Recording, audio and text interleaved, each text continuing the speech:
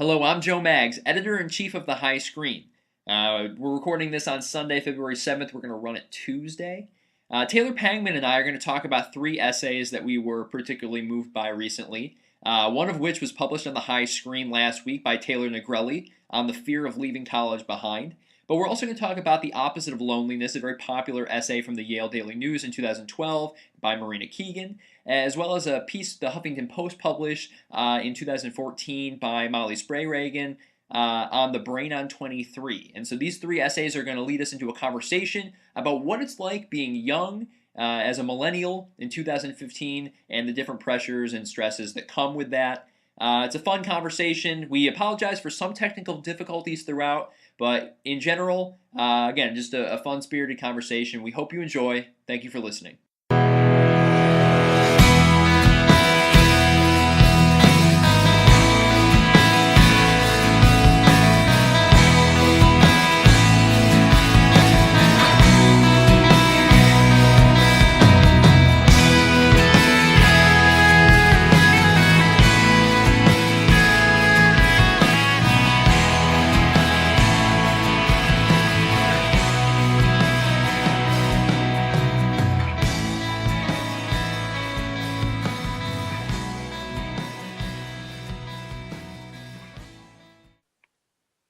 And joining me on the other line, my friend Taylor Pangman. What's up, Taylor?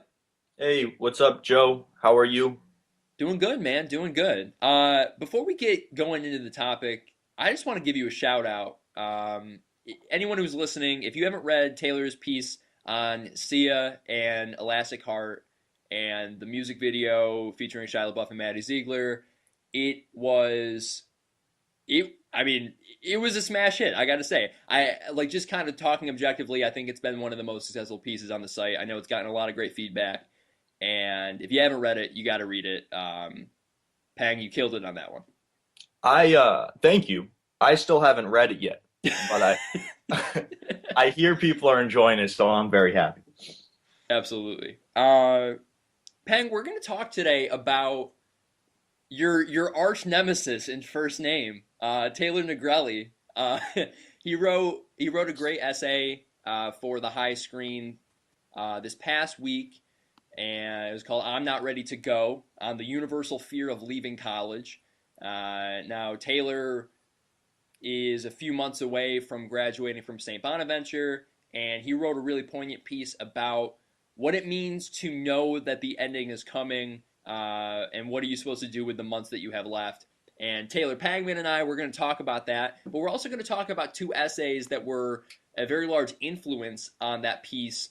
The first of which would be "The Opposite of Loneliness," which has been out on the internet in the webosphere for a few years now. It was written by Marina Keegan, a very brilliant young woman who ended up dying just days after writing this piece for the Yale Daily News, and it has influenced a ton of people. It's we're going to talk about it. It definitely had a large impact on what Taylor was able to write for us. And then also The Brain on 23, written by Molly Spray-Reagan for the Huffington Post. She wrote that this past year, and it's sort of about what happens months and a year and the years after college when you're still young and poor and things are changing around you, but you yourself notice that you're still kind of stuck in the ways that you've been living in the past, and how do you move forward with that? So Taylor, we're going to talk about all that good stuff and what it's like to be our age. Now, I guess I should say, you and I, we graduated from SUNY Oswego at the same time, so we, are on a concurrent path. We're about a year. It's been about a year since we've left college. I guess kind of opening the floor. How are you feeling about shit? How am I feeling about shit? Yeah. Shit's okay. Shit's okay. Shit could be worse. It could. It really could. Yeah, oh, he could. Oh, he could. Shit could be a lot worse, man. Yeah. But okay, so that's a good place to start, right? Shit could be a lot worse, but that doesn't change the fact that we all have our own lot to deal with. And I think that that's a constant struggle, right? You see all over the world that people really do have it worse than us, and yet it doesn't change the fact that you're going to go to bed some nights feeling inadequate or feeling insecure about what the next day is going to bring or the next year is going to bring.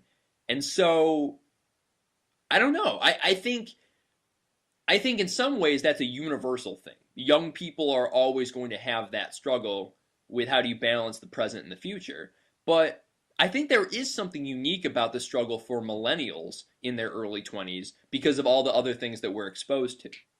Yes, I think so. I think it might come down to all the more that we're surrounded by media and things. I think the more we're driven to have increased desires for things that we really can't make part of our reality, and I think that that ends up creating a little bit more of the uncertainty that we feel versus how our parents felt at a different time. Yeah. Um, and so much of that is with the internet, and we're going to talk about this a lot when we talk about the brain on 23. I think the role that the internet plays in in people's lives when they're in their early 20s and they're constantly seeing their past brought up, people from their past brought up. That definitely plays a large role. Why don't we That's a start great though? point. What was that? That's a great point. Yeah. I'm borrowing it from Molly Sprague, and I thought she killed it on that one. Let's talk about Taylor's piece though. I'm not ready to go.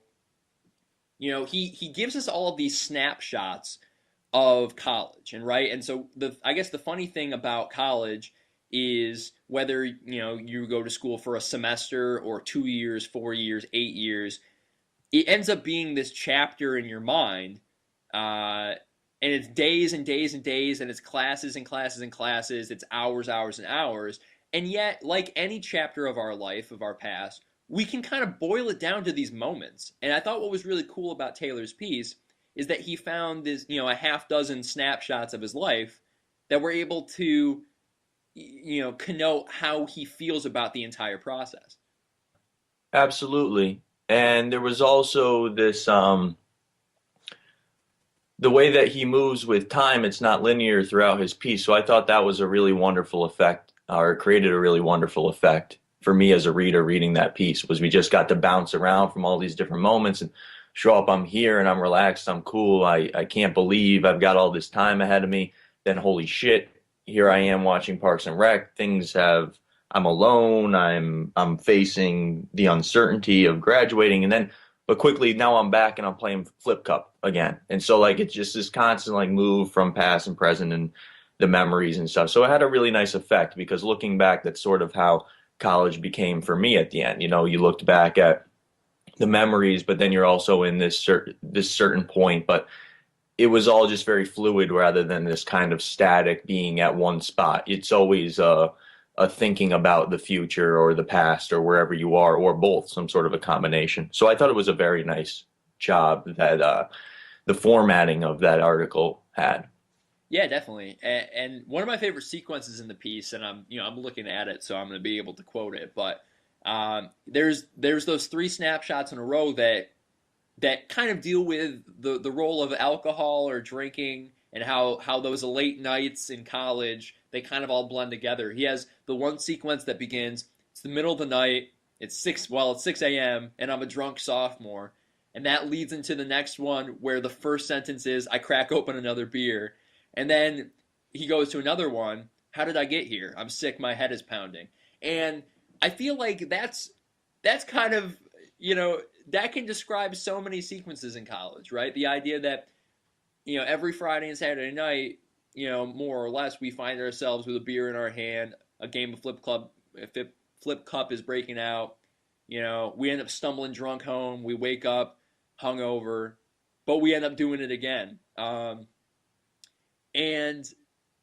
it takes me back to all the snapshots of my life, uh, where the nights start to blend together as we get further and further removed from it, and yet they create, I think, this conjoined thing, which is that it's this really unique place in our lives where partying And the idea of being social is almost a piece of our occupation, right? It's a piece of being a college student, and the proximity of everything, that everything is within walking distance, that our friends live down the hall from us.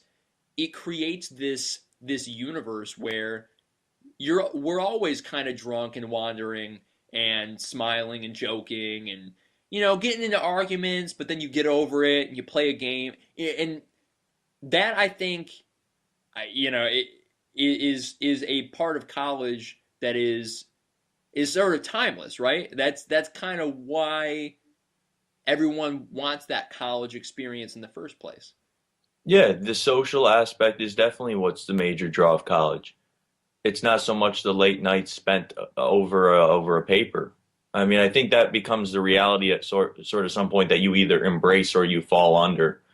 Um, but yeah, definitely the social aspect is a huge part of it. It's what brings you in, and then it's kind of what keeps you there, and it becomes your foundation. And I think for the luckiest college students, the social aspect becomes an extension of what you're doing in the classroom. So you start hanging out with these same people who are thinking like you're thinking about the same types of things, and pretty soon your conversation's kind of at a certain stage of drunkenness with the excitement of like a fourth beer or something. They start to resemble a conversation like we're having right now, where it becomes very real and intellectually satisfying. And then it can just like that slip off into like uh, the same sort of insanity that usually occurs around one of these social events, like when I don't know, somebody falls into the beer pong table and you're out of it just like that. You're unfocused, and now you're thinking about cleaning up or perhaps just like throwing now just create adding to the chaos, right? So like the beer pong table's down, so let's smash a beer against the wall. So like it takes these twists and these turns, and um that's kind of why the formatting of Nigrelli's piece is so excellent, is because while time's doing that same sort of shape shifting, every location is also doing that. You know, each different feeling, it's not so much closely to time. You have it at these parties where it's just boom, boom, boom, it's all over the place. And yeah, it's cool. Yeah. Now, I guess that's how I sum it up. It's cool. yeah, no, it is cool. So he hits us with that aha moment that he had during his freshman year, where he decides what he wants to do with his life, and I think that had a particularly cool effect in the piece, because it can be that sudden, right? And I think I'm not doubting for a second his passion for both writing and then particularly sports writing, and how he wants to make that his career. But it can kind of happen all in a moment, right? And just like those fleeting nights out with the buddies, or that like gorgeous moment that he described on the bus when he's listening to Bon Iver, right? Like, it can be as simple as that, where you realize, like, oh shit, I know why I'm here. Not just why I'm here at St. Bonaventure, but I know why I'm here in the world. And I think what was cool about it was he introduces it, and it's this like very quick moment where he realizes that's my purpose, and then the rest of the piece you can kind of feel the tension of constantly doubting that. Like, I know what I want to be, and yet everything around me, all of these relationships that fail, or these moments that feel cruddy, or the hangovers, or it somehow it can like push back against my dreams.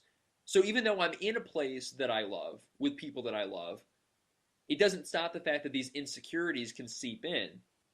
And then toward the end, he has that wrestling match where he goes, I'm not as good at insert passion as I thought I would be.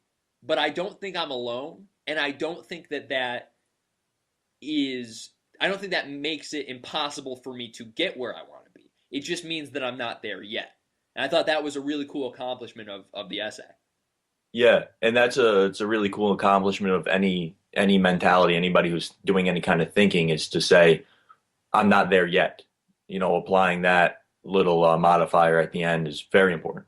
Yeah, and he so then the thesis of the piece sort of becomes, we have a few months left, let's have fun. There's no reason to, I guess, kind of bitter the ending of this otherwise amazing chapter with getting ourselves stressed out or prematurely removing ourselves from from it. And I guess I would ask you, Taylor. I mean, trying to remember what it was like for us at the end of that final semester. That can be really difficult. I remember that. The idea that you can feel the ending coming, and you kind of, you're like, all right, well, abort mission. I'm out. If it's gonna end, then it's gonna end. But I think Negrelli is wise to point out that no, finish it. This is your last chance to be in that world, and then you really got to go. So you might as well have fun with it. So are you asking me how I was Yeah, I mean, able? I guess just take me through. I mean, what do you remember about those final months? uh, a lot, man. Not so much I can talk about.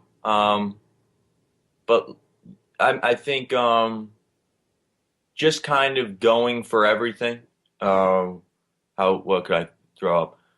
Wanting something and then going for it, and and then that kind of mentality just bringing you or bringing me um, sort of once out of college, that same sort of mentality of, all right, here's what I want. Um, and instead of really going through, well, how do I get it? More like we'll just go and start, what I mean, like not planning so much. So I think that that's carried over totally into my mentality since leaving school has been is kind of throw the fucks to the wind and just, get out there and go.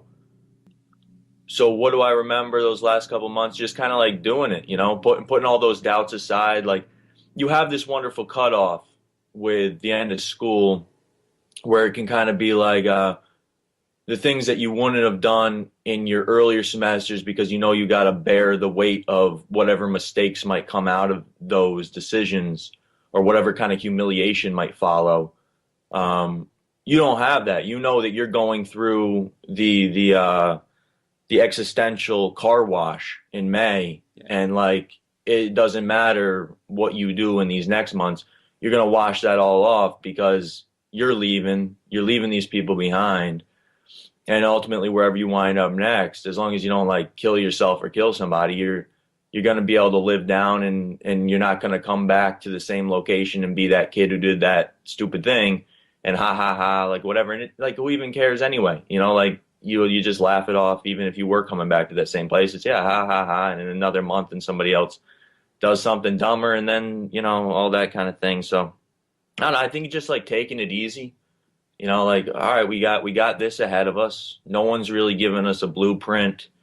um and then looking at it like, all right, here we are, we're all together, no one really knows, even those people who seem to know don't really know, and so let's go figure it out together. And then at the individual level, just kind of being like, all right, so we're all in this together, but now being all in this together, what do I want personally?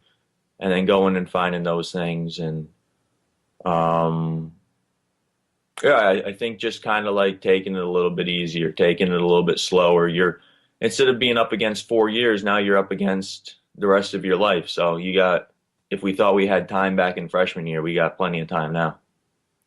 Well put. I think this is a good moment to kind of transition into Marina Keegan's piece, because she writes this essay right at the end, right up against the rest of her life. Only now, we know retrospectively the end of her life was a bit closer than what she imagined, or I guess what was implied. She dies in a car accident days after penning this piece, and yet the meaning of this piece is not lost. In fact, I think it's kind of cemented. Uh, she first of all, she paints this really beautiful picture. Uh, that one night that she drunkenly stumbles into the study hall on campus there, Yeah. and she's completely alone, and except she feels this security.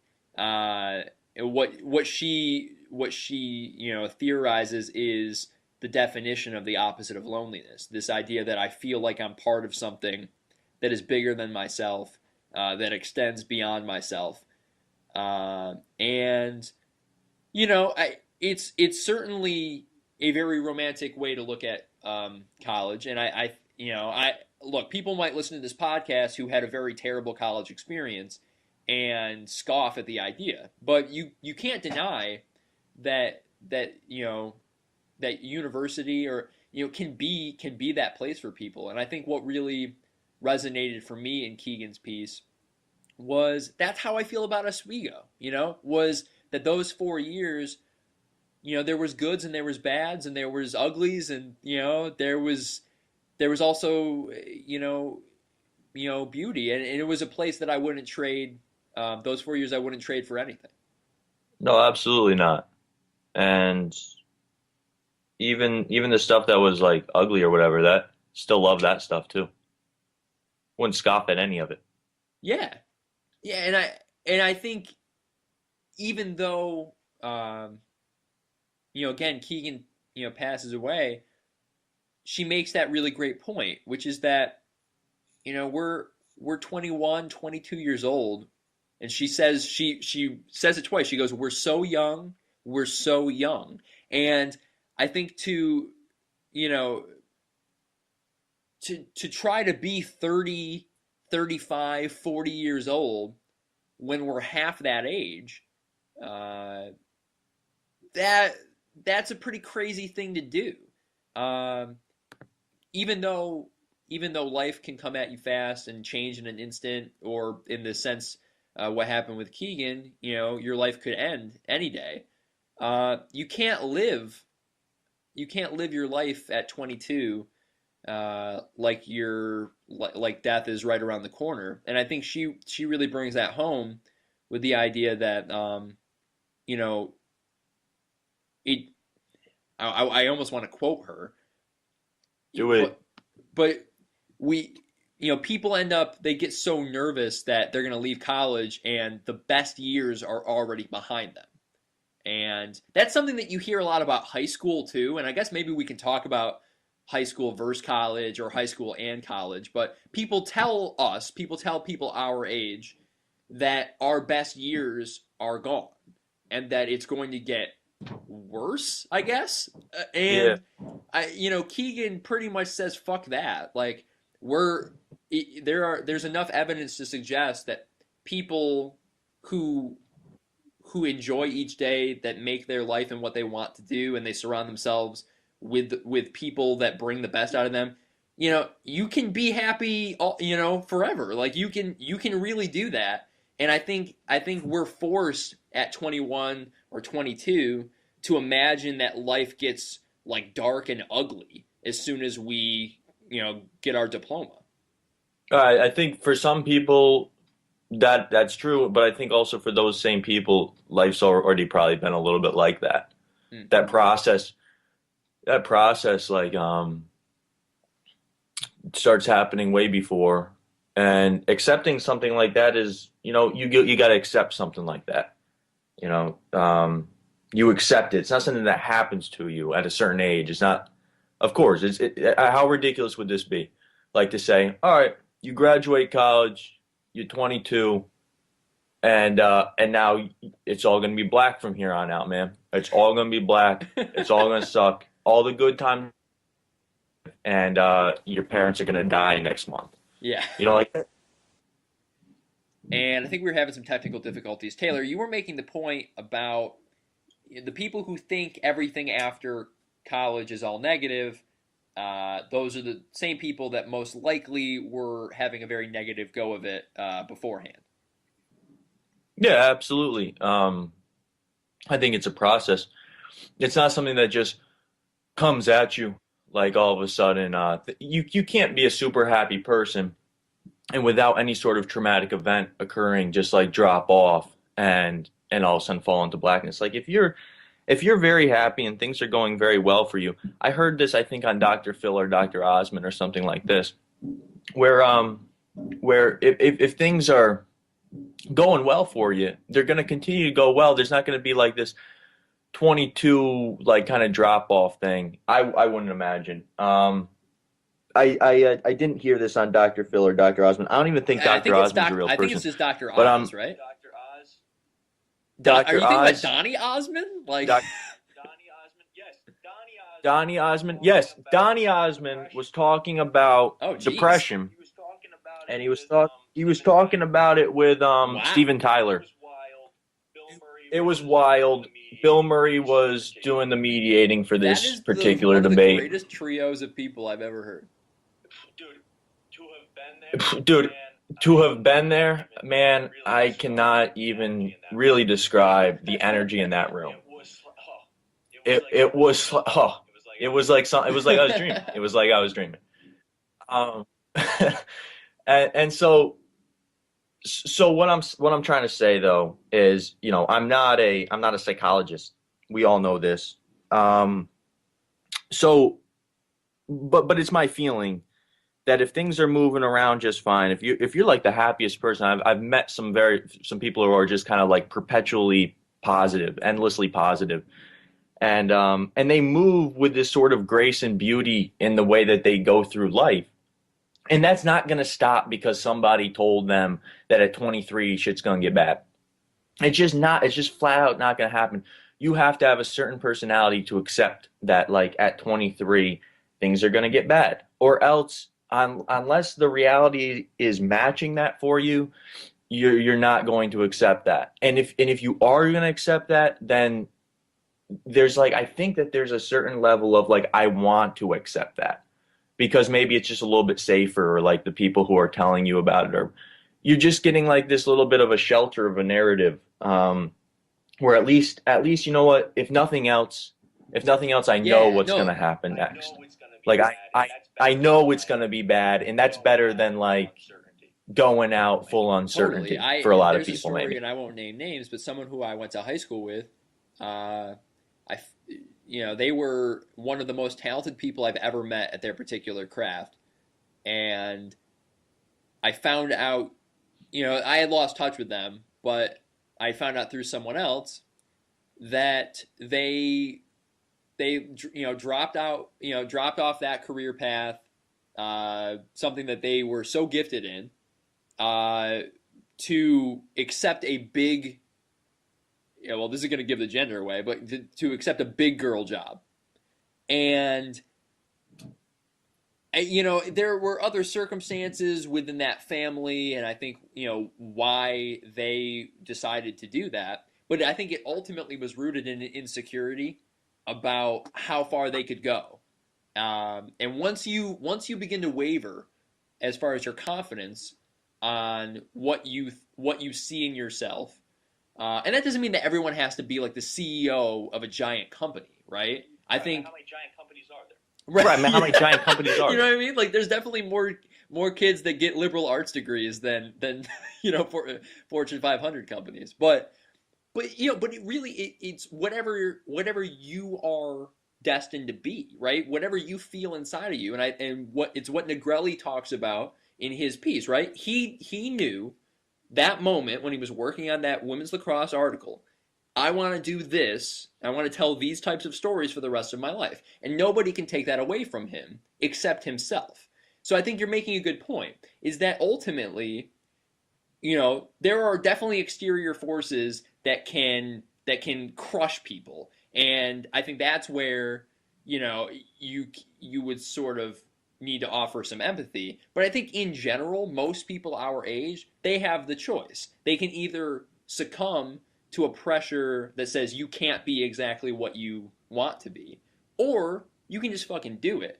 But it doesn't it's not going to be easy one way or the other, right? You can either force yourself into a world of darkness, or you can go out and get what you want. and it's going to be hard. I think it's going to be a hard. Life is hard, but it doesn't have to be bleak. I guess is I think a good way to put it. Absolutely. Absolutely. Um, I had a wonderful conversation with one of my cousins about sort of the same idea about, what it takes to follow that thing that is your dream.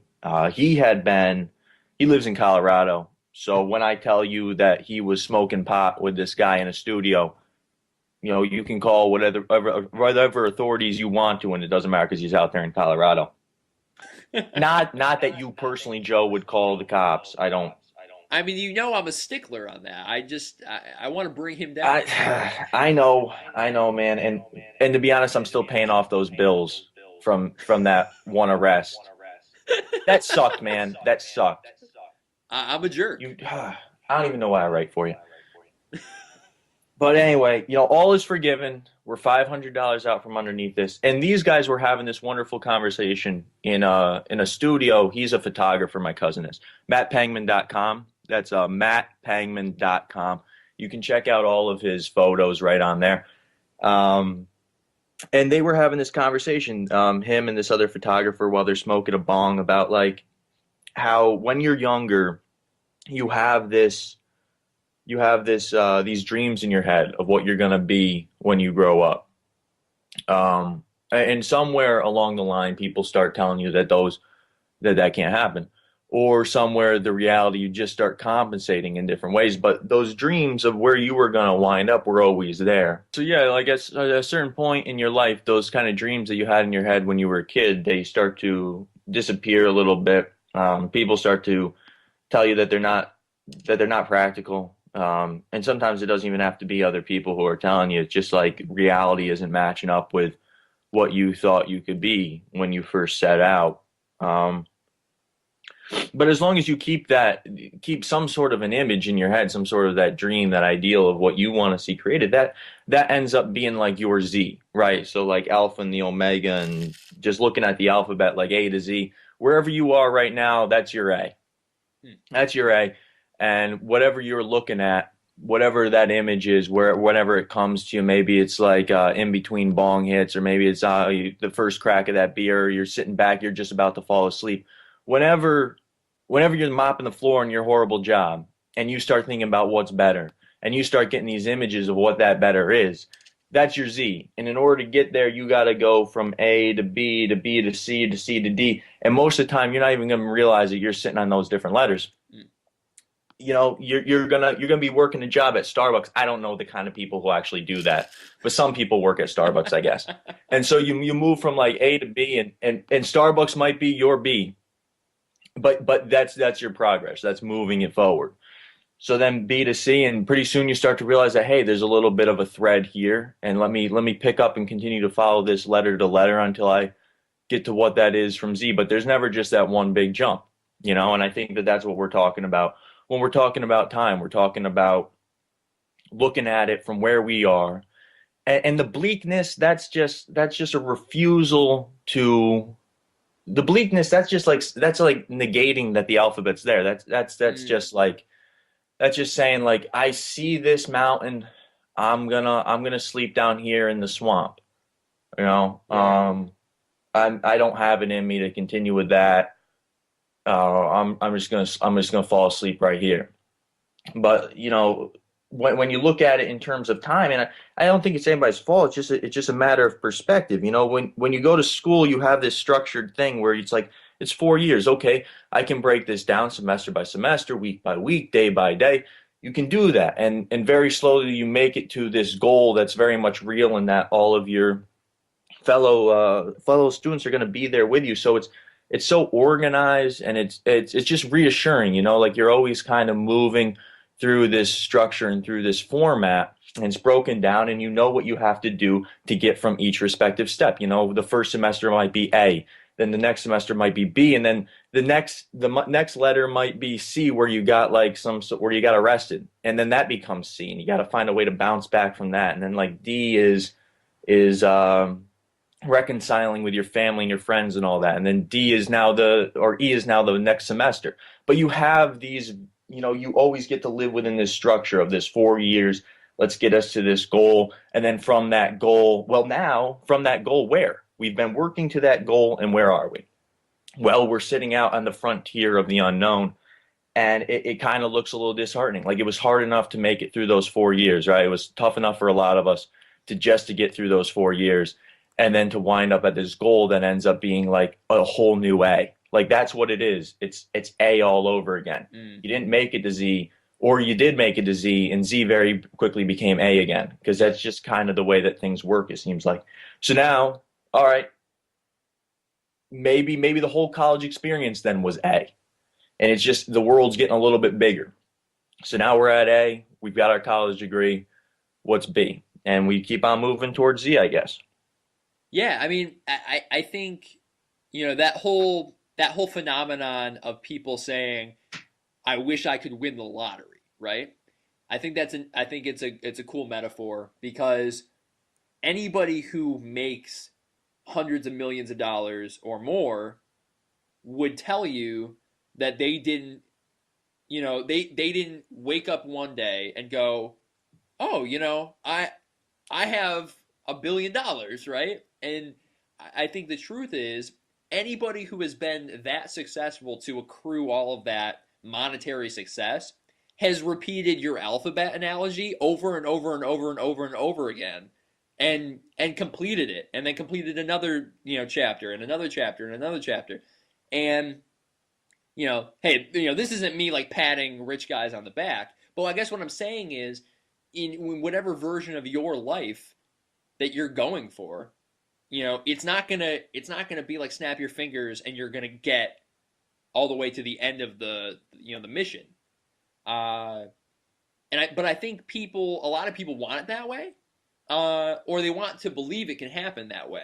Which transitioning over to the brain on 23, I think that is the main phenomena of being our age in as a millennial in 2000, 14, 15, 16, where we're constantly surrounded by these outliers, these young people, the Mark Zuckerbergs, the Lena Dunhams, these people who are extraordinary and who, like they work really hard and they've gotten to where they are, but it's almost, flaunted in our face that we aren't as successful as they are yet, right? And so then we begin to doubt ourselves, and then we look, we spend all this time online. We're constantly surrounded by our past, whether it's the photos of people that we used to be tighter with, or we see the things that we accomplished in the past that we're not doing anymore, or you see a picture from high school and it's like, shit, I gained a lot of weight, or whatever. And I think it all kind of adds up, and that is what can be so overwhelming is you end up losing track of your own journey and your own timing and and your own goals because you end up trying to like take on and absorb all of these other expectations or goals or pressures. And I thought what was really neat about Molly Sprague-Reagan's piece. I hope I'm saying her last name right. By the way, God only knows I have a last name that people butcher all the time. Um, Magzanello. yeah, something like that. Um, but she comes up with all these great kind of illusions. You know, we we want to be the CEO of a Fortune 500 company, and yet we're surprised when we can make dinner that's more complex than mac and cheese. Are It's you doing that yet? I'm working on it. To be honest, if I'm being honest, I still make a lot of sandwiches. Like that's kind of the easiest thing. You buy deli and cheese, you just throw it in between some bread. But I Little try I try to mustard, branch out every now and then. little mustard, like Grey Poupon, Dude, love Grey Poupon. little Grey Poupon. No, I Little, try to branch out. I've been doing buying like Gianelli sausage, peppers and onions. That's a big one I can do. oh yeah, yeah, you do, and you do a little al dente pasta you put underneath that. I love your like faux Italian accent that you put on. Oh, it's not faux, man. It's not faux. What do you mean faux? You're insulting me in my Italian heritage. Pangman, a Pangman. That's wonderful. But no, but you know what I mean? Like we're we're at this age where we're surprised when we it's like we're surprised when we go to the gym instead of watching Netflix, and yet we kick ourselves for not, like I kick myself that I am not, Bill Simmons, right? And like I'm not Bill Simmons for so many different reasons. One of which is I'm literally Joe Manganiello, right? So, but like, isn't that kind of what we do? We make all these unfair comparisons that we have to try to live up to. Yeah, I mean, actually, I'm a little disheartened because I came onto the high screen because I thought that you were Bill Simmons. This is awkward. This is That's how you awkward. sold it to me, Bill. You know what? I don't recall. I think you'd have to pull up the emails. I'll forward it to you. Okay, but you know what I mean. I I think, absolutely do know what you mean. yeah. What was your takeaway from the brain on 23? Was there anything that stood out for you? Yes. Let me bring it up right now. Sure. Let's see. Just refresh my mind a little bit. And I can also at this time get to check out, oh boy, Molly Spray Reagan. Mm. That's got to be it, right? Yeah, I think that's how you say it. Spray Reagan. Spray Reagan. She sounds like a nice Italian girl. What I feel like if I showed up at your place right now, you have Godfather 2 on loop right now. Yeah, right in the corner of my room. Just on loop, the blinds are drawn, and there's like this weird disco ball and like a freaking chihuahua. You're a real American. It's been a time and a half this weekend. Uh, yeah, you know what? She kind of goes through. What stuck with me is that she kind of goes through like these kind of discouragements. So she talks about the breakups and then how social media kind of keeps the breakups very much present in your life, which is like such a horrible, horrible thing. It's like you break up with somebody, all right, the best way forward, I think, is forward. But you go back and you try to move on with people who else who are on your social media, and then boom, you got your exes showing up there. So that's just kind of this weird little paradox that functions as a result of our social media stuff. Um, and that has nothing to do with my own personal experience. That's all just hypothetical No, stuff. I think everyone Um, goes through that, man. There's a video at the end of the Brain on 23 essay between Molly and I'm drawing a blank on the name, but another personality for Huffington Post, and the anchor brings up, do we ever actually break up with these people in a virtual sense, right? We're constantly seeing them online, and she brought up, I think, a really excellent point, which is that the persona that we project on Facebook or Twitter or anything is always the most positive version of ourselves. And so you can't ever look at your ex's profile without thinking in the back of your head, damn it, I think they're doing better than me. And it's a very odd thing because on the one hand, unless you had like a really terrible breakup or they were an asshole, you kind of, I don't know, like you don't want to see them down in the dumps, I guess. Like I think that would be just as overwhelming as if you saw your ex, boyfriend or girlfriend, like with frowny face pictures and, statuses that say like I'm crying myself to sleep. Like that, I think that would be just as unnerving. But, you see this like light, fluffy version of everyone and you go, shit, like I think they won. Or like shit, like they clearly aren't thinking about me, and yet here I am thinking about them. So yeah, it's a it's something that no other generation's gone through yet. I mean, our parents didn't have anything like that. and then she does a really good job throughout the article of painting like this persona of the reaction. So I can almost see this speaker going through like these different things and then falling back on uh, episodes of Gilmore Girls. It's a really powerful essay. It talks about how things get bad and then what you do as a result, but then also like looking at it and saying, well, you know what, things aren't that bad, and I don't have to watch Gilmore Girls, and let me keep being as productive as I had set out to be when I began. I'm not Lena Dunham or Mark Zuckerberg. I'm Molly Spray Reagan. I have an extensive Italian family, and I'm gonna do fine. I'm gonna do just fine.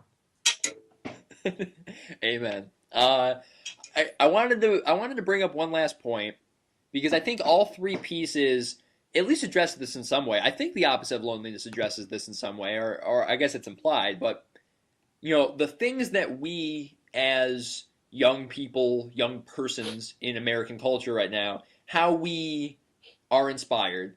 I think one thing that's very universal is we're all listening to music, and obviously it's diverse, and there's no shortage of artists and ways to get music, and so we all have different things. But Molly brings up Taylor Swift, who I think millions and millions and millions of people our age, including myself, you not as much, but hey, it is what it is.